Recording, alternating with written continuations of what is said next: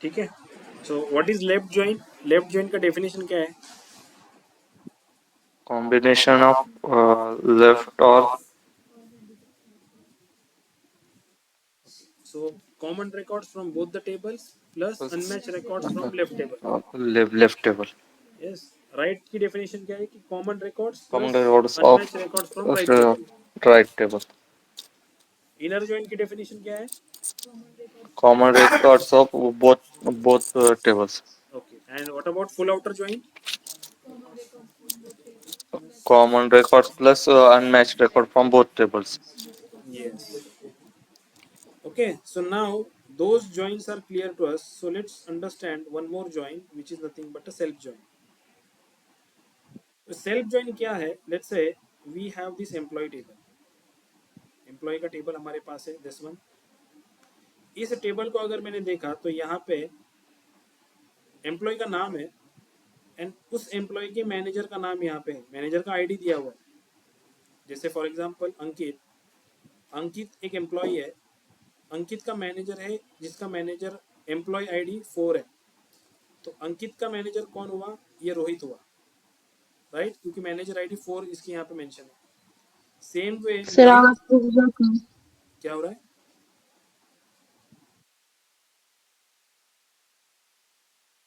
Hello. आवाज break हो रहा है सर। सबको ओके, आई थिंक सबको आवाज ब्रेक आ रहा है. No sir. No, I sir. Think या I think you having some network issue.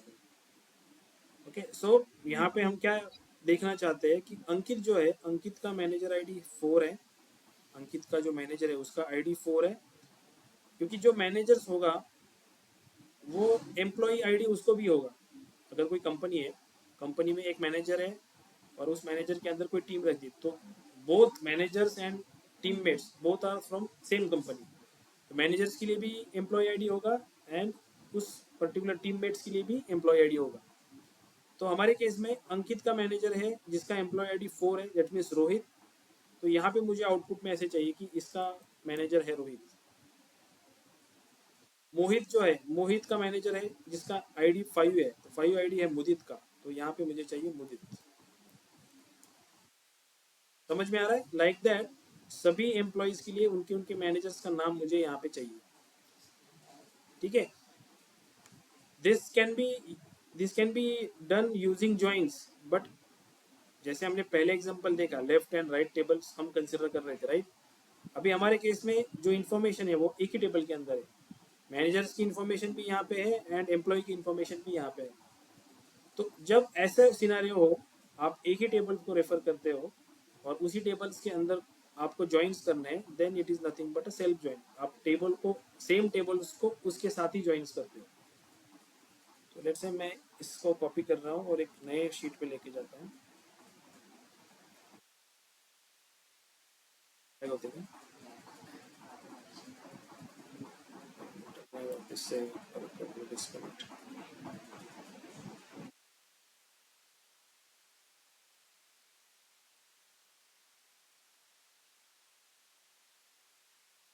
ठीक है. सो लेट्स से मैं इस टेबल को कंसिडर कर रहा हूँ E1, या इसको नाम देता हूँ मैं एम्प्लॉय. एम्प्लॉय का टेबल है, इसको मैं एलियास दे रहा हूँ E1.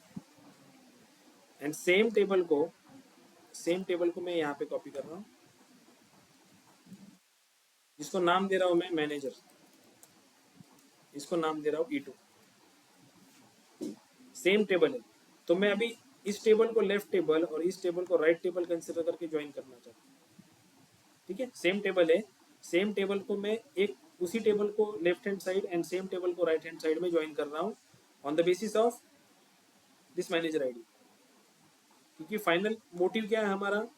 हमें एम्प्लॉय का जो टेबल है, इस टेबल में मैनेजर के टेबल के अंदर के नाम चाहिए.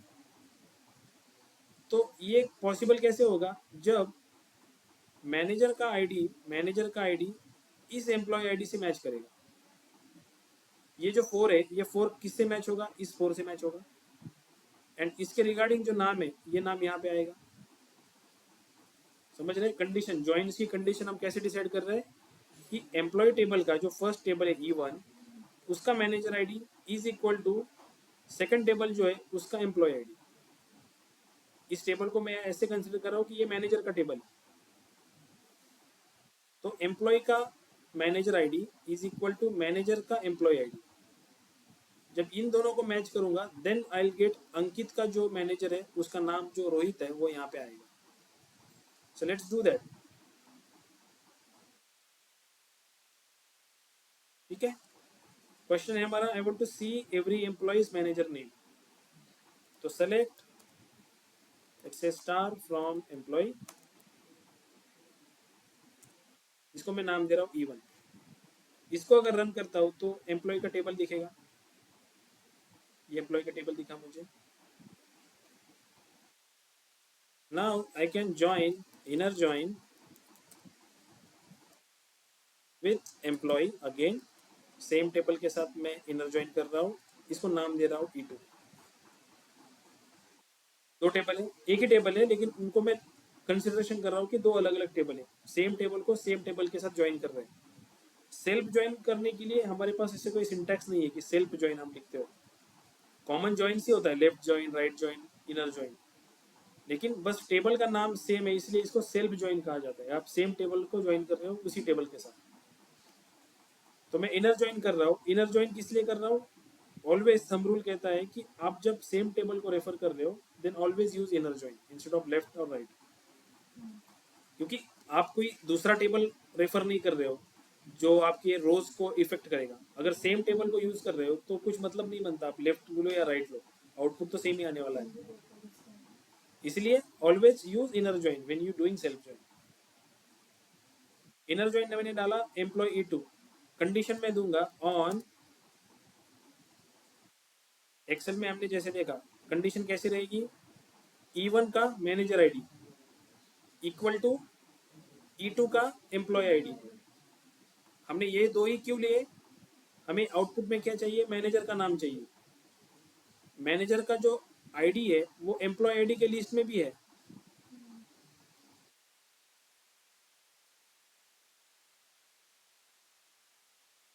मैनेजर का जो एम्प्लॉय ये आईडी जो है वो एम्प्लॉय की लिस्ट में भी है। तो इस टेबल को E2 टेबल को थोड़ी देर के लिए मैं मैनेजर का टेबल कंसिडर करता हूँ and this is my employee table. तो अगर मैं एम्प्लॉय टेबल का मैनेजर आईडी मैनेजर टेबल के एम्प्लॉय आईडी से कनेक्ट करूँ तो मुझे रिक्वायर आउटपुट मिल सकता है, क्योंकि ये जो 4 है ये 4 कनेक्ट होगा इस 4 से। तो इस 4 से अगर कनेक्ट होता है तो उसके रिलेटेड कौन सी वैल्यू एम्प्लॉय नेम की रोहित, तो वो मैं यहाँ पे ला सकता हूँ। अगर मैंने ये एम्प्लॉय आईडी ये जो एम्प्लॉय आईडी कनेक्ट किया इस एम्प्लॉय आईडी के साथ तो 1 कनेक्ट होगा इस 1 से और आउटपुट में मुझे क्या आएगा? अंकित आएगा, सेम ही आएगा।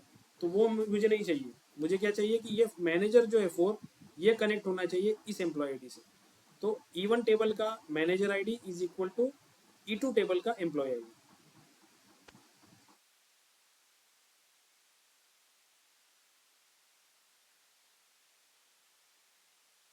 तो यहाँ पे मैं कंडीशन दे रहा हूँ E1 dot manager ID is equal to E2 dot employee ID.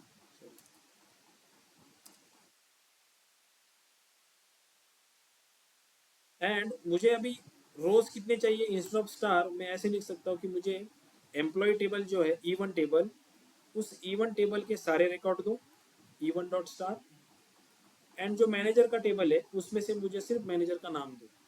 तो E2 dot employee name this one,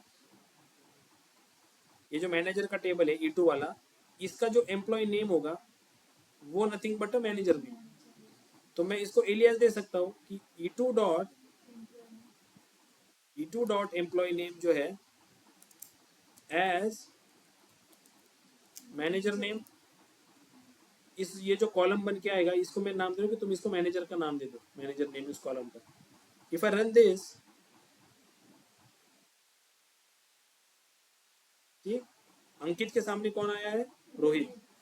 manager ID उसका 4 है, 4 बिलोंग्स टू दिस रोहित, तो रोहित यहाँ पे है। मोहित का मैनेजर है जिसका आईडी 5 है, 5 किसका है? मुदित का, तो मुदित यहाँ पे आया।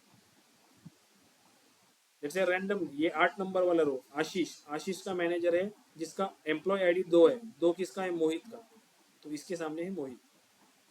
क्लियर है? सेल्फ ज्वाइन समझ में आया? हमने सेम टेबल्स को बस अलग अलग एंटिटी समझ के उनको ज्वाइन किया एक दूसरे के अंदर, बट ज्वाइंस में कंडीशंस कौन सी ले रहे हो आप, ऑन कंडीशन ज्वाइंस किस कॉलम के बेसिस पे कर रहे हो, वो मैटर करता है कि आपको रिजल्ट कैसे मिलेगा। हम मोर फोकस थे एम्प्लॉय आईडी जो इस टेबल में है, this is for the employee, but this ये मैनेजर आईडी जब मेरा ज्वाइन करेगा इस एम्प्लॉय आईडी के साथ, then I can able to track the manager name from the list.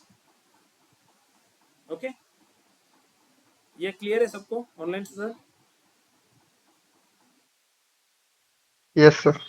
Okay, so same way let's say next question है, मुझे ऐसे एम्प्लॉय चाहिए जिनकी salary, I am to see every employee, let's say I want to see all employees whose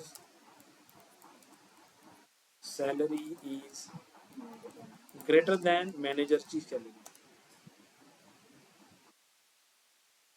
ऐसे employee चाहिए मुझे जिनकी salary जो है ये मैनेजर की सैलरी से ज्यादा हो, ऐसे एम्प्लॉय मुझे निकालने हैं।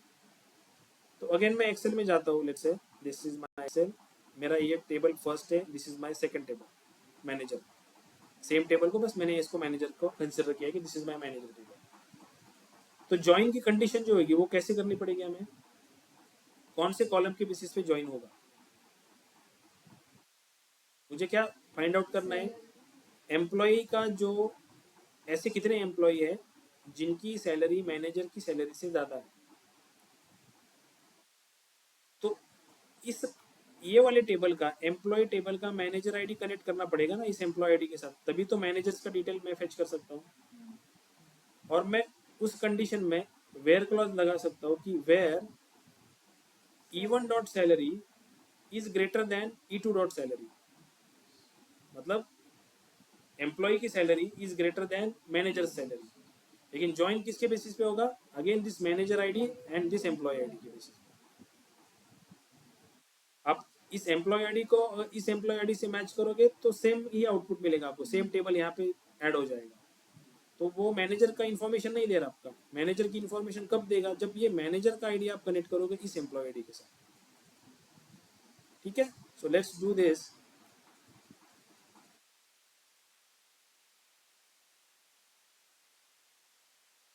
Select star from employee E1 inner join employee same table but alias as E2, दो अलग अलग table on E1 dot manager ID is equal to E2 dot employee ID। मुझे क्या चाहिए, कितने रोज चाहिए, लेट्स से E1 dot मैंने यहाँ पे लिखा, लेट्स से E1 के सारे ले रहा हूँ मैं, E1 dot star and let's say E2 dot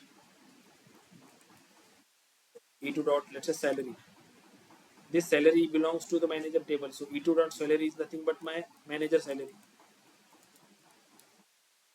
समझ में आ रहा है, मैनेजर सैलरी। और E1 डॉट स्टार से मैं लेट्स से E1 से मैं ले रहा हूँ, E1 डॉट यहाँ से ले रहा हूँ एम्प्लॉय का नेम या लेट्स से एम्प्लॉय का आईडी,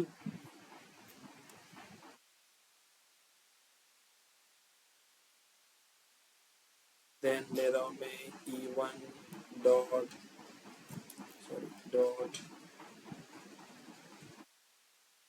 एम्प्लॉय का name and E1 dot salary जो है डॉट सैलरी जो है एज एम्प्लॉय सैलरी। ठीक है, इसको अगर मैंने रन किया तो आउटपुट में क्या मिलेगा, मुझे मैनेजर की सैलरी मिलेगी, लेकिन वेयर क्लॉज अभी तक मैंने यूज नहीं किया।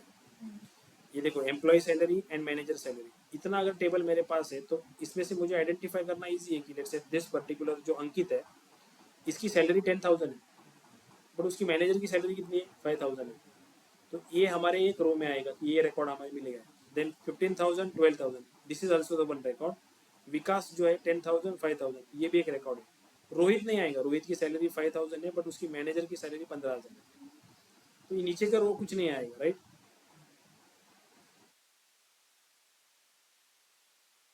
लेट्स मैं यहाँ पे कंडीशन डाल रहा हूँ कि where E1 dot salary is greater than E2 dot salary।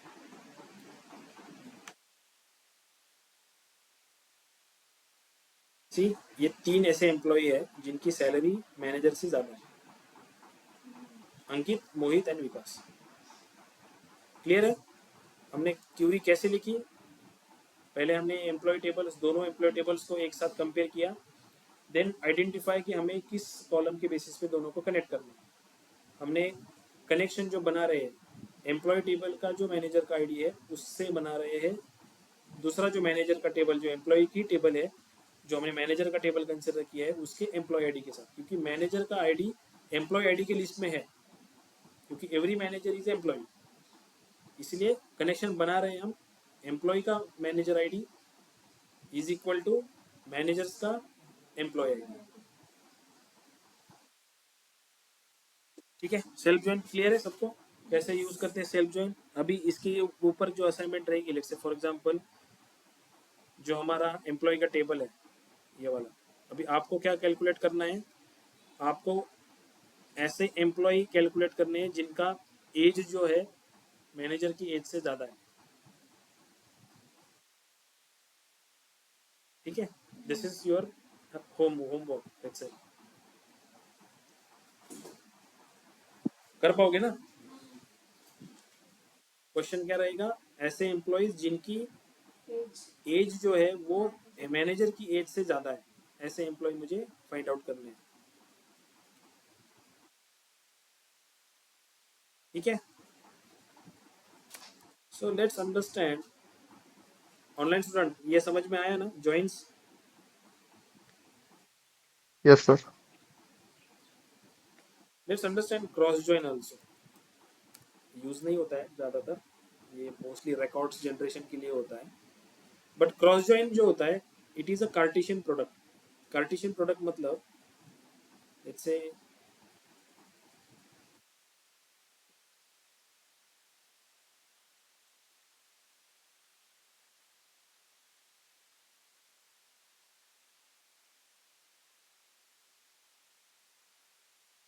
select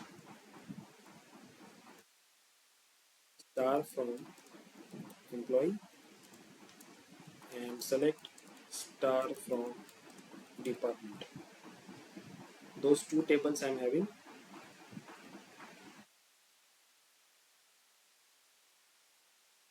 ठीक है, अगर मैं इन दो टेबल्स का क्रॉस ज्वाइन लूँ तो क्रॉस ज्वाइन सिंपली क्या होता है? फर्स्ट टेबल में कितने रोज है? 10 रोज है। सेकंड टेबल में कितने रोज है? 10 मल्टीप्लाई बाय 4 40 रोज आपको मिलेंगे क्रॉस ज्वाइन के आउटपुट। ठीक है, cross join is a Cartesian product. आप सिंपली क्रॉस ज्वाइन को as a Cartesian product consider कर सकते हो। वो नंबर ऑफ रोज कितने देगा? सिंपली जितने रोज आपके फर्स्ट टेबल में है मल्टीप्लाई बाय जितने रोज आपके सेकंड टेबल में है। इस केस में 40 आएगा आउटपुट। इसको लिखते कैसे है? जैसे select star from employ cross join department. इसमें ऑन कंडीशन नहीं देते हैं, से इसको एलियास दे रहा हूँ मैं डी और इसको दे रहा हूँ ई, और यहाँ पे E1 dot star D star. इसको अगर मैं रन करता हूँ, यू सी यहाँ पे मुझे कितने रिकॉर्ड्स मिलते हैं? 40। क्रॉस ज्वाइन में हम कंडीशन पास नहीं करते। क्रॉस ज्वाइन क्या करता है? लेट्स से ये आउटपुट कैसे मिला आपको? से सिंपल एग्जांपल लेते हैं। Let's say this is my ID column, यहाँ पे है 1 2 एंड 3, और दूसरा एक टेबल है, let's say this is my T1 and this is my T2, और इसमें वैल्यूज है 5 6 7, इसमें भी 3 रोज है, 3 रो यहाँ पे 3 रो यहाँ पे। अगर आपने इसका क्रॉस ज्वाइन किया तो 3 multiply by 3 9 records, multiplication 3 by 3, 3 multiply by 3 9 records. 9 record कैसे आएंगे? ये जो 1 है फर्स्ट का, ये कनेक्ट होगा इस 5 के साथ, इस 6 के साथ, इस 7 के साथ, क्योंकि क्रॉस ज्वाइन में कोई ज्वाइन कंडीशन नहीं होती, ठीक है। आप बाकी के जो ज्वाइंस है वहाँ पे एक कॉमन कॉलम ढूंढते हो, तो जब कॉमन कॉलम होता है तो वो डुप्लीकेट्स को क्या करता है, रिमूव कर देता है। ये 1 का रिकॉर्ड आपको एक ही बार देगा, लेकिन इस केस में क्रॉस ज्वाइन की केस में ये जो 1 है, ये 1 इस 5 के साथ कनेक्ट होगा, अगेन ये 1 यहाँ 6 के साथ कनेक्ट होगा, ये 1 7 के साथ कनेक्ट होगा। तो यहाँ पे ऐसे आएगा 1 3 टाइम्स 1 आएगा, और यहाँ पे आएगा 5 6 7।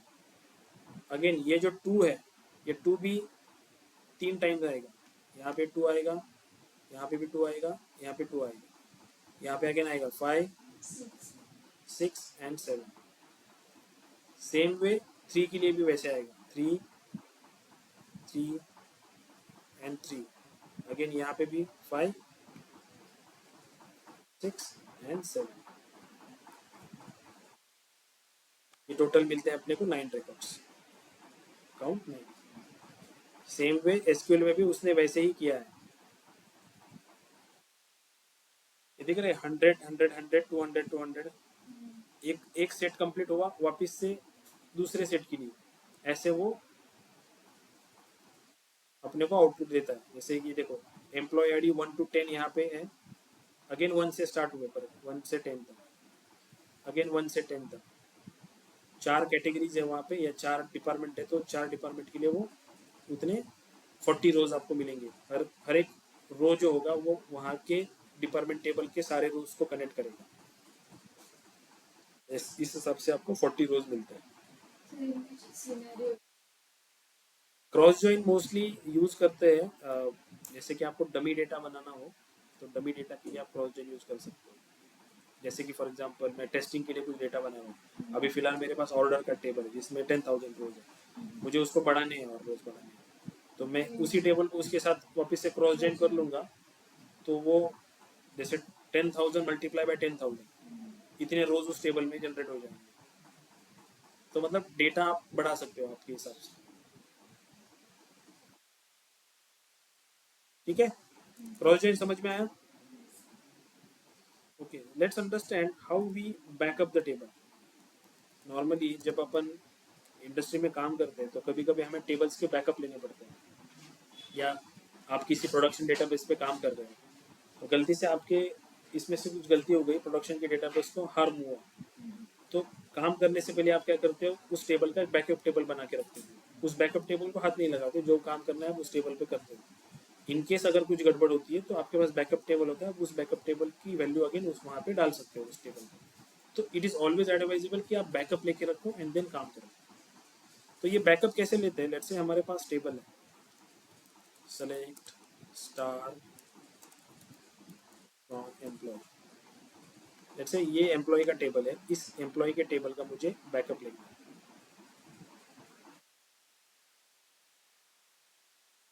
तो बैकअप लेने के लिए मैं यहाँ पे सिंटैक्स लिखता हूँ, सेलेक्ट स्टार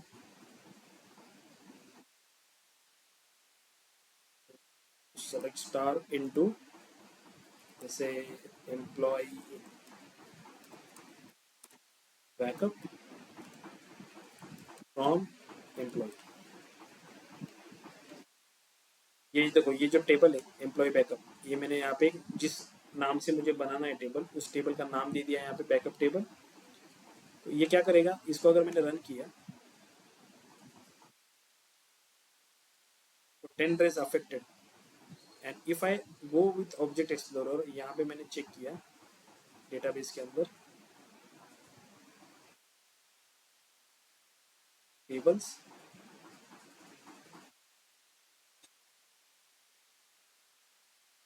उसके ऊपर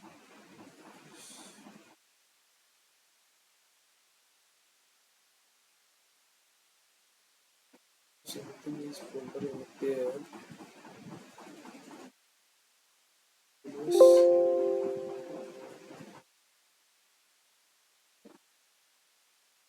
उसको भी एक ऑप्शन होता है यहाँ पे,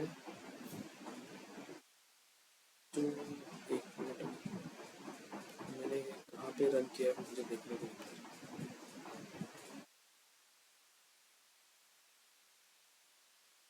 NMDSQL 5 में ना, I think I searching in the wrong table. NMDSQL 5 मैं 12 में देख रहा हूँ, ये वाला डेटाबेस है।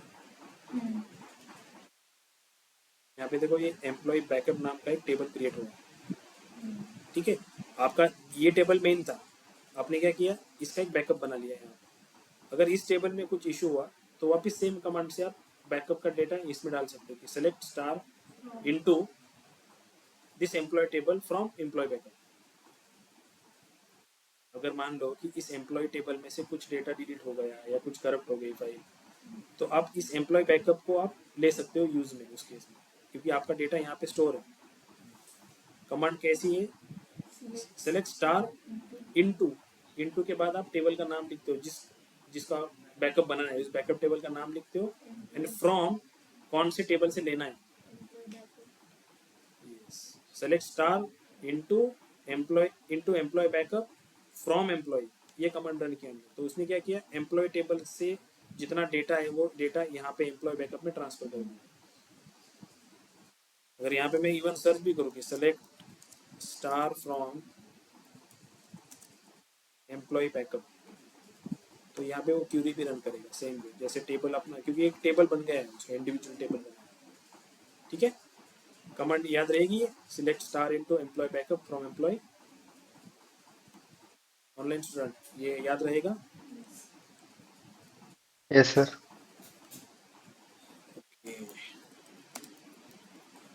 Backup table creation. Then next part is schemas.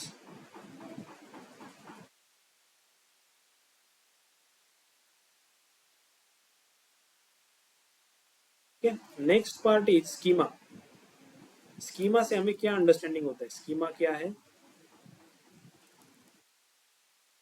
Schema मतलब लेट्स से मैं यहाँ पे ऑब्जेक्ट एक्सप्लोरर में जाता हूँ, तो टेबल्स के जो नाम है ना, देखो टेबल्स के नाम ये DBO dot department, DBO dot employee backup, तो ये डीबीओ जो है ना, ये है स्कीमा। ठीक है, स्कीमा आप बोल सकते हो, जैसे आपका लैपटॉप है और लैपटॉप में आपने अलग अलग फोल्डर्स बना के रखे हैं, जैसे मूवीज का फोल्डर बना के रखा है, पावर बीआई के लिए फोल्डर है, एसक्यूएल के लिए फोल्डर है। तो जो फोल्डर्स आपने बनाए हैं वो आप अपनी खुद की अंडरस्टैंडिंग के लिए बनाए आपने, कि कौन से फोल्डर में कौन सा डेटा आपने रखा हुआ है, राइट, फॉर आइडेंटिफिकेशन। तो स्कीमास भी उसी के लिए होते हैं। आप अलग अलग स्कीमा बनाते हैं, जैसे फॉर एग्जांपल मेरे पास एक ऑर्गेनाइजेशन है जिसमें लेट्स से 3 डिपार्टमेंट है, एम्प्लॉय डिपार्टमेंट या एचआर जो है, एचआर एक डिपार्टमेंट है, एक मैन्युफैक्चरिंग है और एक प्रोडक्शन है, 3 डिपार्टमेंट है, और तीनों का डेटा इस डेटाबेस में रखा हुआ है एक जगह पर। तो एचआर जो है, एचआर का एक टेबल है एम्प्लॉय का, जिसमें ऑल एम्प्लॉयज जो है उनकी लिस्ट है। प्रोडक्शन डिपार्टमेंट के पास भी एक एम्प्लॉय का टेबल है जिसमें प्रोडक्शन डिपार्टमेंट के अंदर के एम्प्लॉय है, एंड सेम वे मैन्युफैक्चरिंग वालों के पास भी एक एम्प्लॉय टेबल है जिसमें मैन्युफैक्चरिंग वाले एम्प्लॉय है। तो अगर मेरे पास 3 एम्प्लॉय टेबल होंगे तो मैं आइडेंटिफाई कैसे करूंगा कि कौन सा एचआर का है, कौन सा प्रोडक्शन का है और कौन सा मैन्युफैक्चरिंग का है? तो उस केस में मैं ऐसी स्कीमास बनाता हूँ। जैसे मैं स्कीमा बनाऊंगा एचआर, तो उस टेबल का नाम रहेगा एचआर डॉट एम्प्लॉय। मैन्युफैक्चरिंग के लिए मैं लेट्स से मैन्युफैक्चरिंग नाम का एक स्कीमा बनाऊंगा, तो जितने भी टेबल मैन्युफैक्चरिंग रिलेटेड होंगे उनका नाम रहेगा मैन्युफैक्चरिंग डॉट एम्प्लॉय या मैन्युफैक्चरिंग डॉट वटेवर, जितने टेबल्स उनके रहेंगे वो टेबल्स। तो ये जो जैसे यहाँ पे ये डीबीओ करके आ रहा है, वैसे आप स्कीमास बनाते हो एंड वो स्कीमास अप्लाई करते हो अलग अलग टेबल्स के ऊपर, ताकि टेबल्स जब स्टोर हो यहाँ पे जब टेबल स्टोर होते हैं तो आपको आइडेंटिफाई हो सके कि this is for which department, which tables having this information, ये एचआर का है, ये मैन्युफैक्चरिंग का है या प्रोडक्शन का है। तो स्कीमा को क्रिएट कैसे करते हैं, हमारे पास सिंटैक्स होता है। लेट्स से ये स्कीमा आपको अगर देखना रहेगा तो यहाँ पे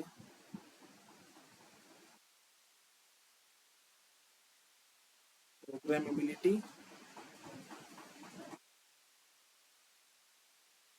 यहीं पे तो होता है वो।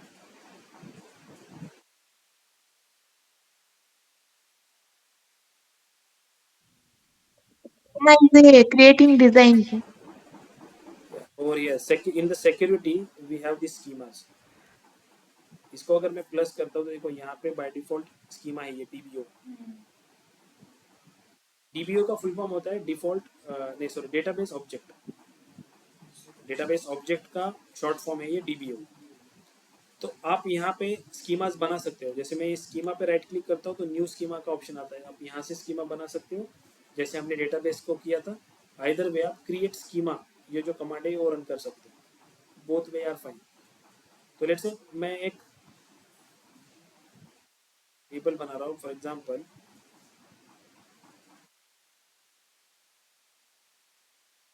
Let's say this is example, we have HR, we have analytics। जैसे मैं let's say for analytics निकाल दे रहा हूँ, मैं यहाँ पे डालता हूँ प्रोडक्शन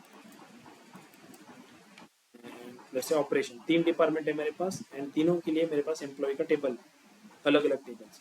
जब मैं टेबल्स बनाने वाला हूँ तो मैं यहाँ पे ये डाल सकता हूँ क्रिएट स्कीमा HR। ऐसी मैंने फंक्शन डाली। आइदर आप स्कीमा पे राइट क्लिक करके न्यू स्कीमा ले सकते हो या कमांड लिख सकते हो। मैंने क्या किया, कमांड लिखा कि क्रिएट स्कीमा HR। ये मैंने एग्जीक्यूशन किया। If I go to this object explorer and refresh this, तो स्कीमा के अंदर देखो ये HR का स्कीमा बन गया।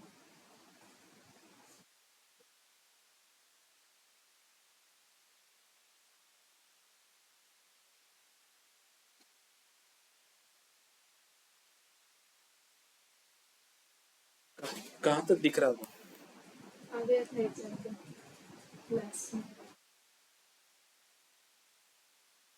ठीक है। सो यहाँ पे स्कीमास के अंदर आप देखोगे तो HR का स्कीमा बना है जो मैंने कमांड रन की क्रिएट स्कीमा की। क्रिएट स्कीमा का नाम। तो स्कीमा के अंदर यहाँ पे HR जैसे DBO स्कीमा था वैसे HR का एक स्कीमा बन गया है। Now I can create a table. कैसे कर सकता हूँ मैं? लेट्स से एम्प्लॉय का टेबल है हमारे पास, right. Go to over here. मैं ऐसे लिख सकता हूँ जैसे कि अभी हमारे पास select star into HR dot employ, HR dot employ let's say 1 from से एम्प्लॉय बैकअप की जो फाइल है उस बैकअप की फाइल से मैंने एक टेबल बनाया है। टेबल का नाम मैंने दिया HR डॉट एम्प्लॉय। मैं यहाँ पे सिर्फ नाम दे सकता था टेबल का, लेकिन इसका जो स्कीमा लगता है डिफॉल्ट नाम जो वो DBO डॉट आता है। मैं यहाँ पे मेंशन किया कि मुझे HR का जो स्कीमा बनाया मुझे उस HR की स्कीमा में नाम चाहिए उसका। If I run this, if I go to this object explorer again, तो मैंने रिफ्रेश किया इन द टेबल सेक्शन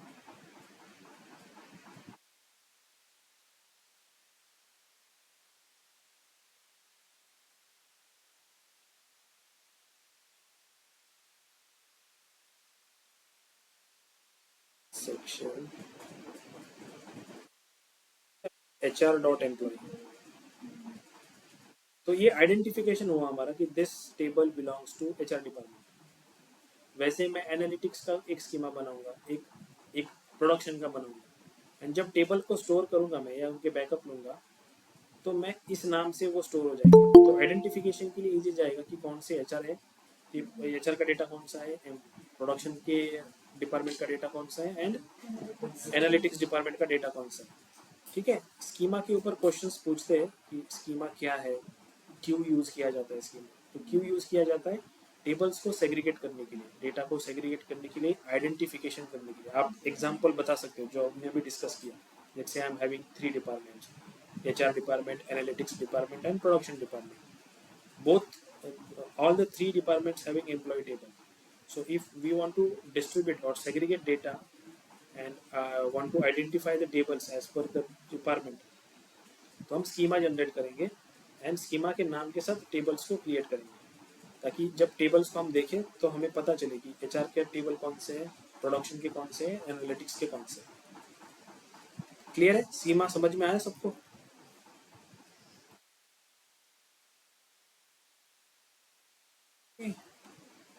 तो स्कीमा की कुछ है, जैसे मैंने सेम एग्जांपल लिखा था कि जैसे हमारे लैपटॉप्स में ड्राइव्स होते हैं कुछ CMD, और हमने कुछ फोल्डर्स क्रिएटिंग करके रखे हैं, तो this is nothing but a schema. आप एग्जांपल पे ये भी बता सकते हो, फोल्डर्स मतलब स्कीमा है जिसमें हम पर्टिकुलर इंफॉर्मेशन स्टोर रखते हैं हमारे खुद के अंडरस्टैंडिंग के लिए। And then schemas can segregate different tables as per the category, जो मैंने आपको एक्सप्लेन की सेम। ठीक है, स्कीमा में कुछ डाउट है? ऑनलाइन स्टूडेंट, स्कीमा समझ में आया?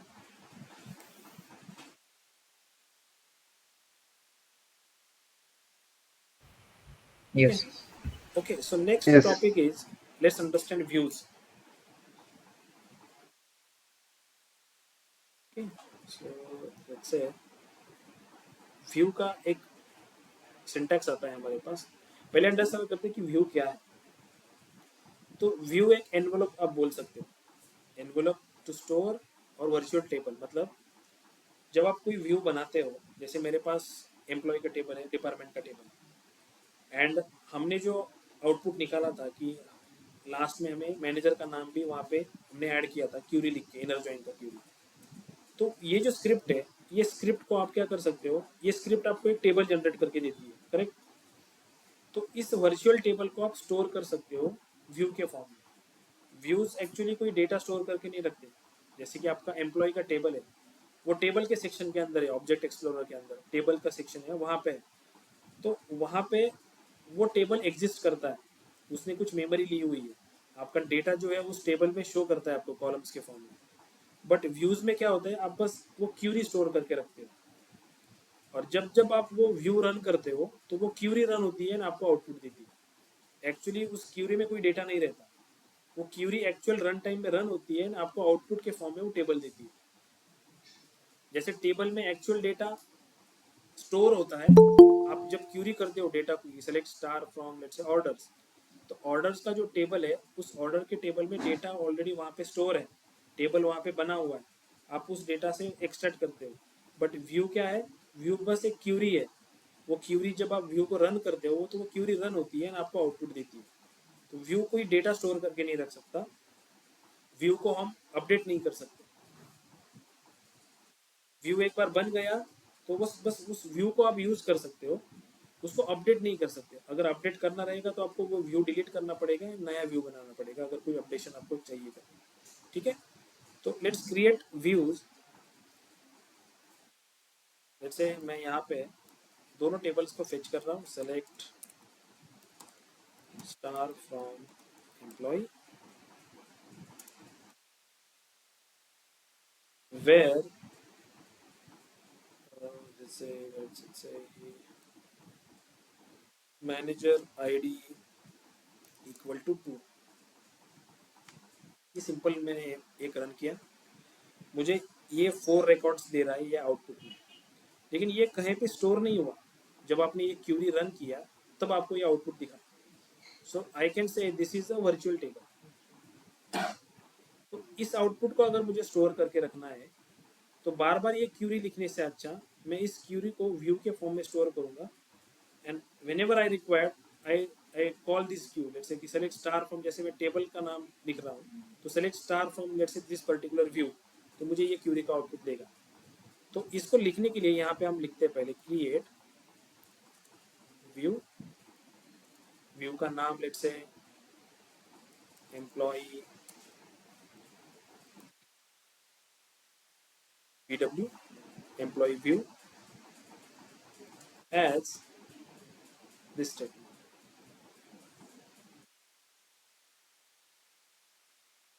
लेट्स से मैंने इसको रन किया, command completed successfully. Now if I see over here, select star from this employee view,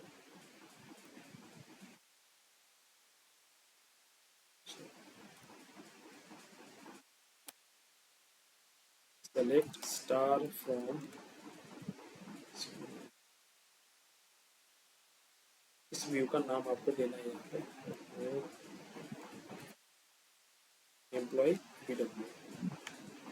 इसको अगर मैंने रन किया तो मुझे सेम आउटपुट मिलेगा।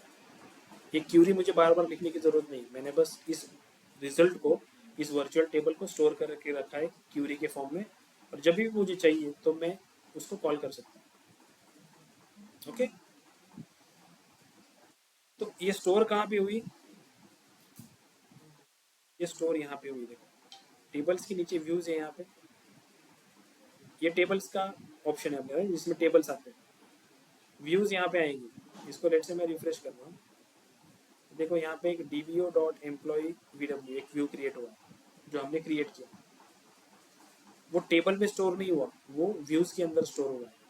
व्यूज कुछ भी मेमोरी नहीं लेते, वो बस एक स्क्रिप्ट होती है, क्यूरी होती है।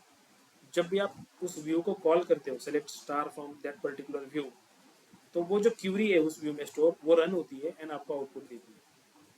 तो डिफरेंस कभी कभी पूछते हैं कि what is the difference between tables and views. तो tables can store actual data, tables के अंदर एक्चुअल डेटा स्टोर होता है, व्यूज के अंदर डेटा स्टोर नहीं होता। व्यू जस्ट एक एनवेलोप है या क्यूरीज है जिसको हम स्टोर करके रखते हैं, and whenever required we call this view to get the data.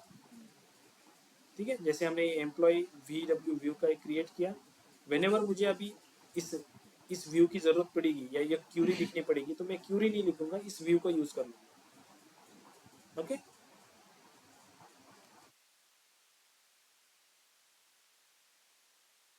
ठीक है। जैसे कि view not storing any data, it store only definitions और query. Every time we run view, it run query inside view. If we make any changes in a parent table, it will automatically reflect in a view. We cannot insert or edit view. We create view to restrict data.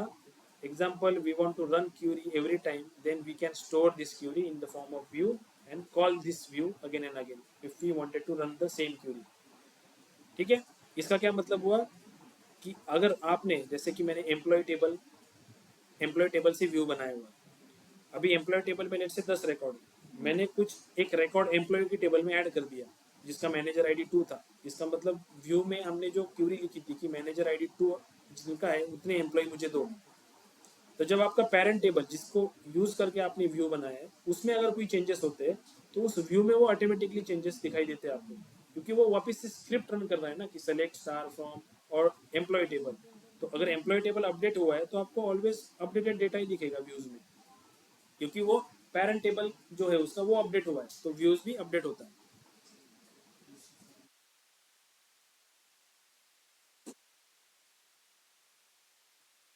Understand? ठीक है, so we cover lot of thing today. Joins majorly हमने finish किया है, then we'll see this backup table creations, हमने schema को भी देखा है, and then we'll see views also. Okay, so बहुत चीज़ें हमने आज देखी है। मैं आज असाइनमेंट भी दूंगा आपको। Let me capture the attendance and discuss about some assignments.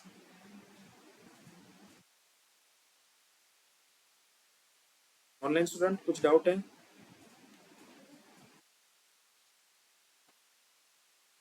Views समझ में आया? व्यूज किस लिए यूज किया जाता है, डिफरेंस क्या है व्यूज में? Yes.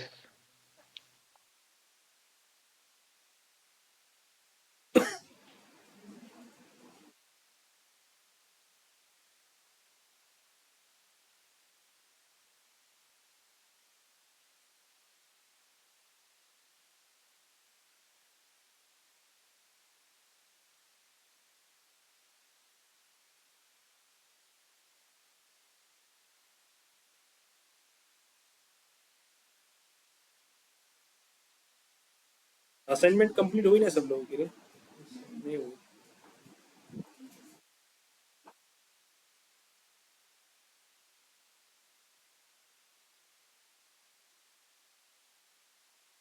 असाइनमेंट में किसी को कुछ डाउट है? फर्स्ट असाइनमेंट में सबको समझ में आ गई? थोड़ा थोड़ा आ रही है सर। लेकिन जिन ज्यादातर नहीं मतलब क्वेरी में थोड़ा प्रॉब्लम आ रहा है राइट करने में। प्रैक्टिस करनी पड़ेगी तभी सब होगा। प्रैक्टिस करो, डेली हाँ प्रैक्टिस करो।